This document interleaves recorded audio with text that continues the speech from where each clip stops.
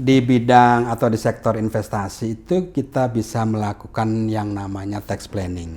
Masyarakat investor itu harus aware dengan peraturan pajak, setidaknya rapih dalam melaporkan pajak. Sektor investasi, unsur pajaknya bisa dibilang rendah, ramah, dan juga tarif yang kecil. Ya. Halo, kembali lagi dengan Binarta Aftermarket. Hari ini saya tidak sendiri, saya ditemani oleh Pak Farouk. Kita akan membahas tentang produk-produk dari investasi yang berkaitan dengan perpajakan. Jadi biar teman-teman yang ada di sini juga mengerti tentang perpajakan di dunia investasi. Nah, saya akan membaca tentang profil singkat dulu dari Pak Farouk. Pak Farouk adalah konsultan pajak dan advokat yang berpraktik di bidang hukum bisnis, hukum administrasi, serta perpajakan. Selain menjalankan proses sebagai tax konsultan, lawyer, dan attorney at business law, beliau juga aktif sebagai penulis buku. Nah, ini di sini ada buku-bukunya Bapak juga. Nah, jadi nanti teman-teman bisa mengakses kalau ada tertarik tentang perpajakan, bisa banget nanti membeli bukunya dan membaca bukunya. Nah, selamat siang Pak Farouk. Selamat siang Mas Dento. Nah, ini Pak boleh sedikit cerita nggak Pak tentang Bapak sendiri selama berkarir seperti apa Pak sebelum kita masuk ke topik yang selanjutnya Pak? Ya Mas Dento, 20 tahun terakhir sampai dengan 2015 sebenarnya saya karyawan di perusahaan TBK, swasta nasional. Kemudian selama itu juga saya menempuh beberapa jenjang pendidikan, ilmu hukum, akuntansi, dan perpajakan dengan rencana pengen buka usaha ceritanya. Buka usahanya itu pilihannya dua Mas Dento. Apakah nanti menjadi pengusaha dalam pengertian kita di sektor real atau memanfaatkan ilmu pendidikan yang saya kumpulin lama 24 tahun itu membuka usaha konsultan atau kantor pengacara. Dan alhamdulillah setelah selesai dari perusahaan swasta, saya merintis usaha sendiri. 7 tahun setelahnya bangkrut, kemudian aktif sampai hingga saat ini di konsultan hukum, konsultan pajak, akuntansi, dan kepengacaraan. Termasuk di dalamnya, izin nih para pemirsa dan rekan-rekan semua, ini buku salah satu di antara beberapa karya yang sudah saya terbitkan. Oke.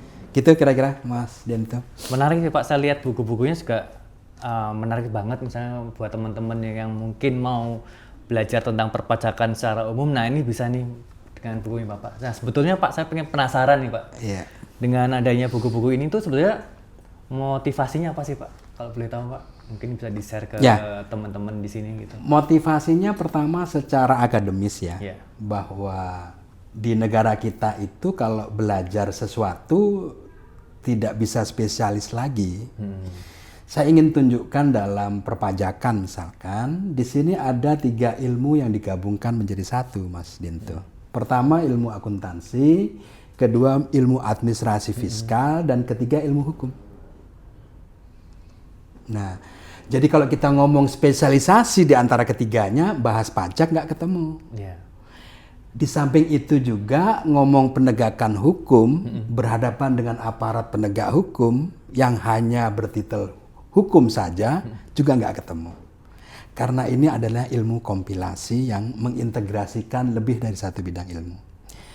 Kedua, mudah-mudahan saya bisa berkontribusi bagaimana menerapkan pajak yang cukup fair di negara kita.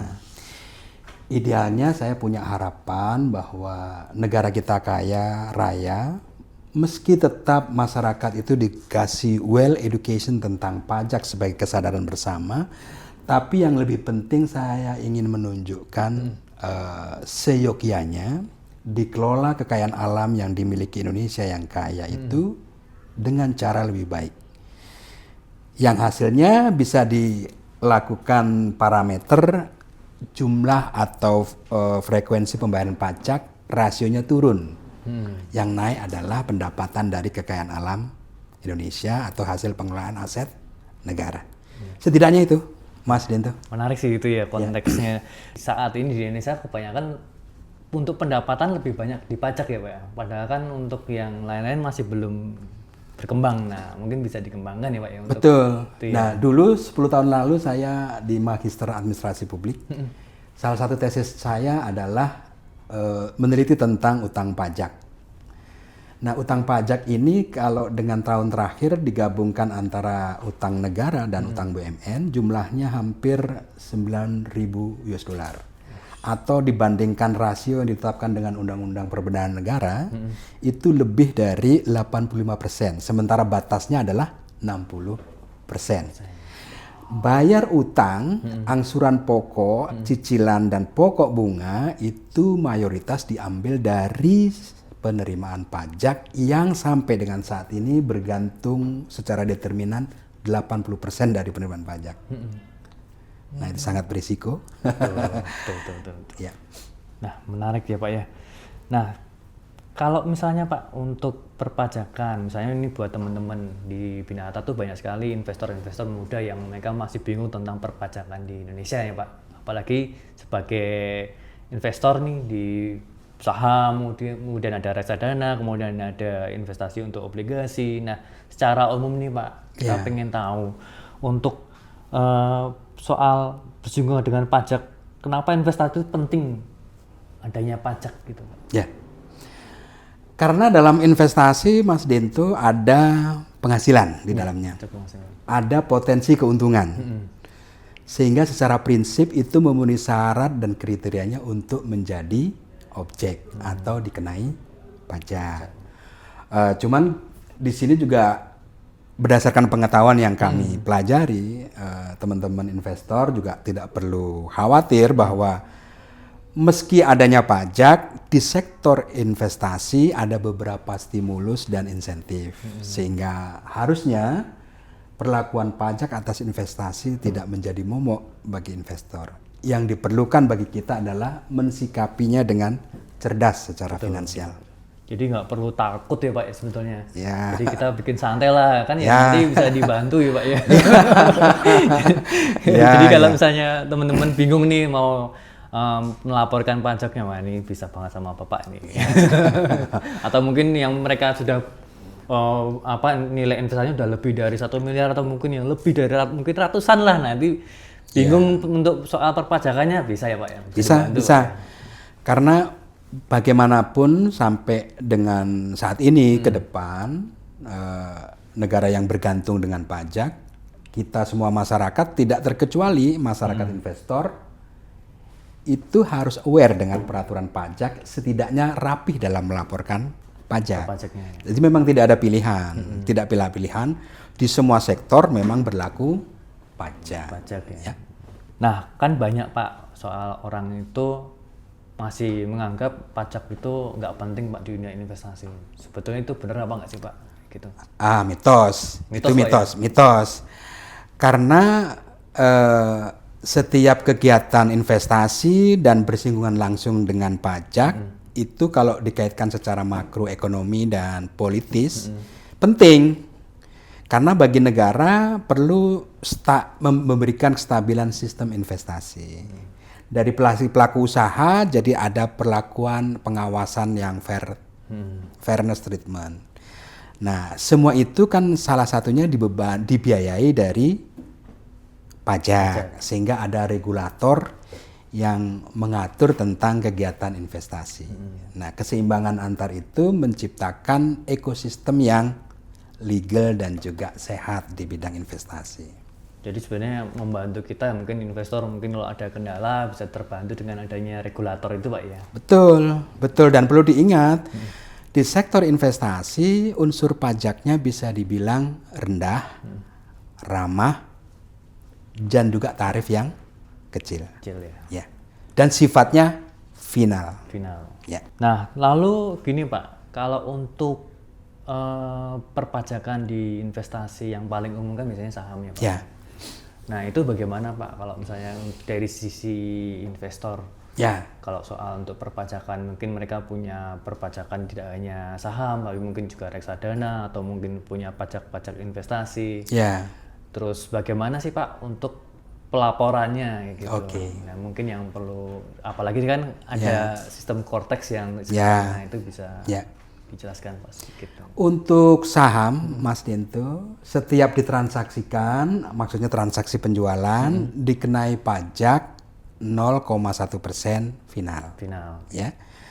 Kalau kita investor punya saham, berarti punya potensi mendapatkan dividen. Ya, pembagian keuntungan. Nah, itu nanti setelah dibagikan kepada masyarakat investor yang kapasitasnya individual atau orang pribadi, itu bisa menggunakan fasilitas pajak yang ada, cuman ada syaratnya. Dividen itu ditaruh atau diinvestasikan kembali di Indonesia. Jadi uangnya muter di situ, kan bagus. Ya. Daripada keluar terjadi capital flight, dana keluar, dana di dalam kurang, sehingga pertumbuhan atau roda ekonomi tidak bergerak sebagaimana mestinya. Jadi untuk berbeda dengan reksadana. Nah, kalau reksadana dimaksudkan pemerintah itu adalah memberikan akses seluas-luasnya kepada masyarakat untuk bisa masuk dalam program investasi. Reksadana bagi masyarakat yang membeli itu, keuntungan yang diperolehnya bebas dari pajak. Itu sebagai stimulus ya, sehingga membuka peluang bagi masyarakat untuk ikut berpartisipasi dalam investasi surat-surat berharga. Nah, kenapa bebas, dan itu menjadi insentif sehingga juga menambah wawasan bagi investor. Inilah salah satu bukti bahwa pajak di sektor investasi ya berpihak juga kepada kepentingan masyarakat investor secara seimbang. Ya. Nah, gini Pak, soal biasanya apa saja sih Pak kalau untuk investor pemula ya Pak mengenai perpajakan? Biasanya apa saja sih Pak yang mesti teman-teman yang baru-baru ini bisa handle gitu Pak untuk perpajakannya Pak? Jadi mereka harus pahami bahwa dalam investasi ada unsur pajak yang melekat ya. Sehingga mereka harus belajar selain mempelajari tentang insight bertransaksi trading di investasi ini, juga berkewajiban untuk melaporkannya ya. Kalau dulu kita pakai DJP online, nah sekarang kan pakai Cortex. Dimaksudkan setiap investor kalau paham tentang pelaporan pajaknya, yang tadi saya terangkan di awal sebenarnya sederhana, itu tetap wajib dilaporkan dalam SPT tahunan. Di antara maksudnya adalah biar nggak terjadi double perhitungan pajak. Ibaratnya misalkan Mas Dento sebagai investor, tapi di sisi lain juga mempunyai penghasilan dari profesi atau dari bisnisnya, 3 macam misalkan ya. Nah itu kalau penghasilan dari sektor investasinya dilaporkan dalam SPT tahunan, itu tidak menjadi digabungkan kepada penghasilan yang lain, 2 lainnya tadi. Jadi kalau teman-teman nanti lupa melaporkan dalam SPT, nah itu ada kemungkinan bahwa penghasilan yang dari kegiatan bisnis atau profesinya itu dianggap kurang lapor karena adanya penghasilan dari investasi yang belum dilaporkan, sehingga dari keduanya dikenain pajak lagi, padahal dari investasi sudah dilakukan pemotongan. Betul, nah itu yang jadi momoknya kita-kita. Saya nggak tahu itu. Nah itu harus kita edukasi Mas Dento ya. Jadi melaporkan final itu juga sederhana. Jadi kita declare investor misalkan dari hasil investasi saham, surat berharga negara, obligasi, kemudian reksadana, dilaporkan dalam SPT bahwa penghasilan yang diperoleh dari instrumen investasi itu sudah dipotong pajak. Karena sudah dilapor, berarti tidak mungkin dikenain pajak lagi karena digabungkan dengan penghasilan yang lain. Nah biasanya kayak gitu Pak, kalau misalnya nggak apa ya, kita nggak melaporkan, ini dampak langsungnya seperti apa sih? Ya, sama dengan di sektor lain. Kita investor itu punya kewajiban melaporkan SPT tahunan. Kalau nggak lapor, kena dendanya 500.000, ya kan? Lumayan. Kemudian kalau ada kurang bayar, ya itu kena denda bunga. Denda Bunga bunganya itu berarti diterima per tahun atau bagaimana, Pak? iya per bulan. Per bulan ya? Per bulan saat jatuh tempo pembayaran sampai dilakukan itu pelunasan atas pajak yang kurang bayar. Maksimum dikenakan 24 bulan. Nah, kalau kita aware di situ, kita bisa mitigasi di awal. Iya sih, bisa mitigasi. Iya. Karena kalau sudah kena bunga dan denda, ya mau nggak mau harus tetap dilunasin. Apalagi- Cuman secara investasi itu kan sebenarnya kurang dewasa menyikapinya kan. Betul. Ada beban keuangan yang seharusnya tidak perlu. Betul. Jadi biar teman-teman sebaiknya kalau memang ada untuk pelaporan saatnya jatuh tempo untuk pelaporan SPT ya dilaporkan aja. Jadi jangan sampai suatu saat dendanya meningkat tambah banyak kan jadi tambah repot ya Pak ya. Betul. jadi lebih baik kita melaporkan sih daripada kita justru kena di belakang, itu kan lebih berat lagi. Lebih berat, betul. Nah, saya pengen tanya Pak, apakah soal pajak ini bisa dioptimalkan Pak secara administrasinya biar lebih udah tahu nih, udah tanggal segini udah tahu beres. Bisa. Juga berlaku di bidang lain ya. Di bidang atau di sektor investasi itu kita bisa melakukan yang namanya tax planning atau perencanaan pajak. Perencanaan pajak. Yang pada intinya kita melakukan strategi untuk melakukan pembayaran atau kontribusi pajak ini dengan cara efisien. Nah, dengan cara efisien tentu bukan menghindar pajak, tapi ini adalah cara legal yang tidak dikategorikan sebagai penghindaran pajak yang notabene itu mengemplang pajak. Di antara bentuknya misalkan investor memilih instrumen investasi yang digunakan. Misalkan terhadap surat berharga negara atau obligasi itu atas kupon bunganya dikenakan pajak yang lebih rendah. Betul, 10% Pak ya. 10%. Nah, ini kalau kita bandingkan dengan yang berlaku di deposito perbankan, bunga deposito dikenakan 2 kali lipat lebih besar. Betul, 20%. Nah, dalam kacamata investor, mereka bisa mengalokasikan dana dalam konteks tax planning, seberapa besar dialokasikan untuk deposito, seberapa besar untuk SBN, obligasi ataupun reksadana. Terkait dengan beban pajak yang timbul dari instrumen yang bersangkutan. Nah, ini bagian daripada tax planning. Nah, ini legal sehingga pemahaman kita tentang aturan pajak menjadi penting. Sisi lain untuk bisa bertumbuh bersama secara paralel dengan kegiatan investasi yang dilakukan. Jadi kalau misalnya kita dana setelah pajaknya selesai udah beres, nah kita mau reinvestasi lagi ke bentuk yang lain boleh-boleh aja ya? Boleh-boleh saja. Jadi lebih minimalisir lagi. Betul. Itu kan bagian juga dari cara melakukan tax planning. Hasil dana investasi ditanamkan lagi kembali sehingga bunga berbunga. Menghasilkan return yang lebih banyak. Sementara pajaknya sudah dipungut sekali selesai. Ramah kan? Lebih ramah Pak. Iya. Nah, mungkin ini Pak, sebelum ke sesi penutup ya Pak. Di sini kan ada menurut Bapak nih, untuk pajak itu beban atau justru bagian dari investasi yang sehat Pak? Pajak merupakan kontribusi, ya. Dalam konteks atau sektor investasi diperlukan pajak karena bagi negara untuk melakukan stabilisasi. Dari segi pasar modal juga demikian untuk menciptakan persaingan yang sehat. Dari segi investor juga ada perlakuan yang fairness. Sehingga kontribusi pajak pada dasarnya adalah satu keniscayaan yang menjadi bagian tak terpisahkan dari kedewasaan kita secara finansial.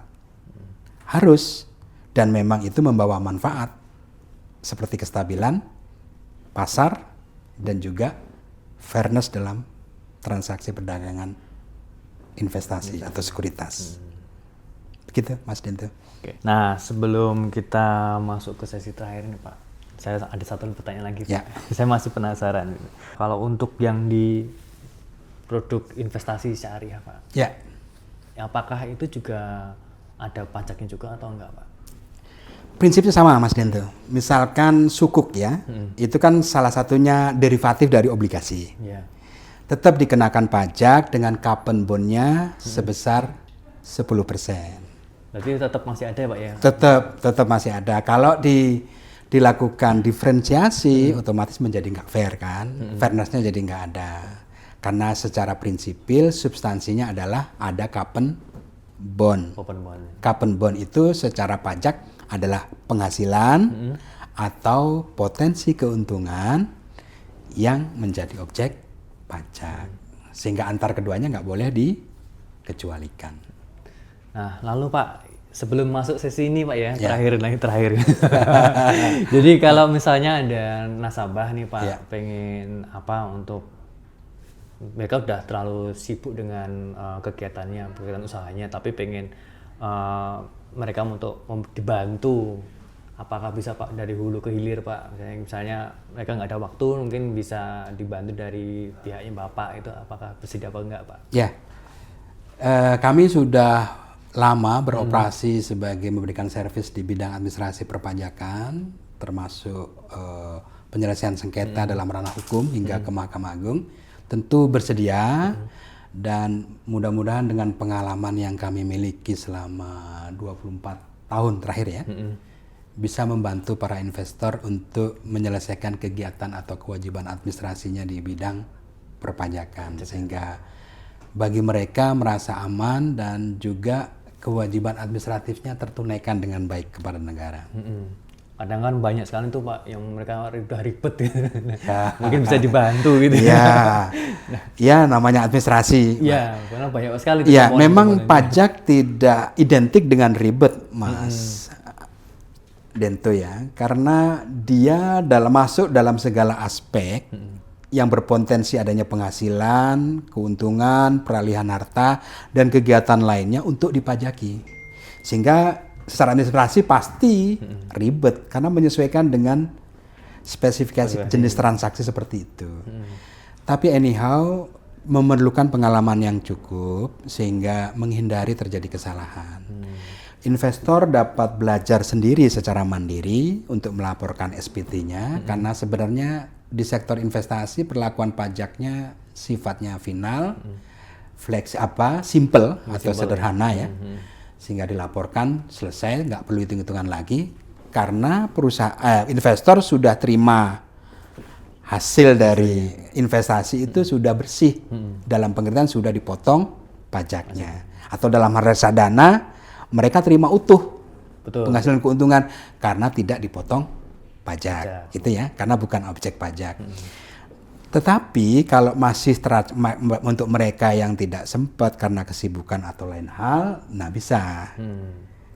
Kami untuk membantu mereka melaporkan dari kegiatan investasi ini digabungkan dengan kegiatan-kegiatan yang lain yang pada umumnya menjadi sasaran pengenaan pajak, dilaporkan dalam satu kesatuan SPT tahunan, baik masyarakat investor yang dalam kapasitas sebagai individu atau pribadi ataupun perusahaan yang kita sebut sebagai WB Badan, kita bantu sehingga aman mereka dan fokus kepada kegiatan investasi yang dilakukannya.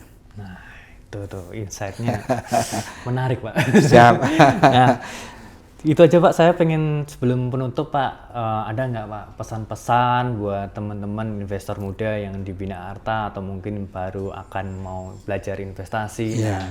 Pesan-pesannya Pak buat mereka yang mau investasi berkaitan dengan pajak ini Pak. Untuk generasi muda, generasi milenial dan Gen Z, belajarlah sebagai satu keharusan. Seperti halnya berinvestasi juga memerlukan kedisiplinan. Tanpa itu akan tidak membuahkan hasil yang optimal. Terkait dengan pajak, pajak adalah keniscayaan. Termasuk di sektor investasi. Sehingga dia adalah harus kita pahami sebagai bagian dalam proses kedewasaan finansial. Demikian Mas Dento. Oke, terima kasih Pak Faruk. Wah, menarik banget ya untuk konten hari ini.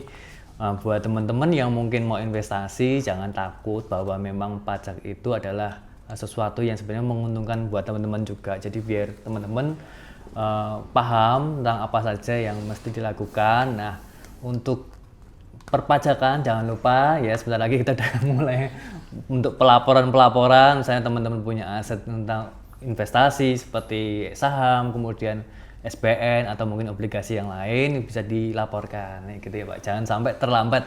Ingat dendanya lumayan. Jangan sampai terjadi seperti itu. Oke, terima kasih untuk kehadirannya Pak Faruk. Ya, terima kasih Mas Dento. Sudah langsung berkontribusi. Wah, moga Ya. teman-teman bisa baca-baca bukunya Pak Faruk, ini banyak banget. Senang juga bisa berbagi dengan Betul. teman-teman investor semua. Nah, terima kasih teman-teman sudah nonton program dari Bina Arta Aftermarket. Semoga teman-teman bisa mendapatkan insight terbaru tentang perpajakan dan mulai berani untuk berinvestasi dengan lebih baik dari sekarang kayak gitu. Saya Dento dari Bina Arta Sekuritas mengucapkan terima kasih. Jangan lupa subscribe, like, and share ke teman-teman buat teman-teman lebih dewasa dalam berinvestasi. Selamat sore.